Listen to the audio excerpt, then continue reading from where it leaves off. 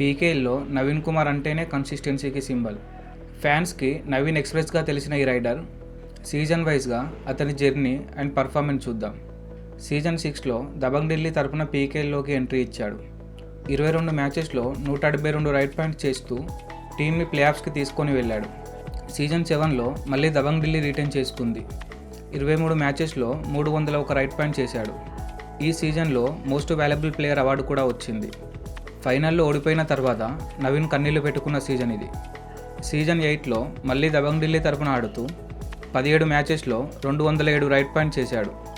Mid సీజన్లో injury అయినా కూడా కంబ్యాక్ చేసి దబంగ్ ఢిల్లీకి ఫస్ట్ పీకేఎల్ ట్రోఫీ అందించడంలో మెయిన్ రోల్ ప్లే చేశాడు. సీజన్ 9లో కూడా మళ్ళీ దబంగ్ ఢిల్లీ రిటైన్ చేసుకుంది.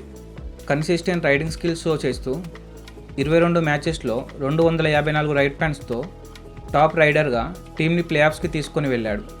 సీజన్ 10లో మళ్ళీ దబంగ్ ఢిల్లీలోనే ఆడాడు.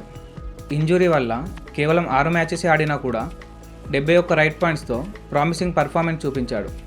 సీజన్ 11లో కూడా దబంగ్ ఢిల్లీలోనే ఆడుతూ 16 మ్యాచెస్లో 97 రైట్ పాయింట్ చేశాడు. ఇప్పుడు సీజన్ 12లో హర్యానా స్టీలర్స్ తరపున ఆడబోతున్నాడు. నవీన్ ఫస్ట్ టైం పీకేఎల్లో ఢిల్లీకే కాకుండా వేరే టీంకి ఆడబోతున్నాడు. కోచ్ మన్ప్రీత్ సింగ్తో టీంకి ఎలా ఇంపాక్ట్ ఇవ్వడానికి ట్రై చేస్తాడు అనేది చూడాలి. మరి హర్యానా స్టీలర్స్లో నవీన్ ఎలా పర్ఫామ్ చేస్తాడు అనుకుంటున్నారో కామెంట్ చేయండి. ఇలాంటి మరిన్ని వీడియోస్ కోసం ఆటాభిమానిని సబ్స్క్రైబ్ చేయండి.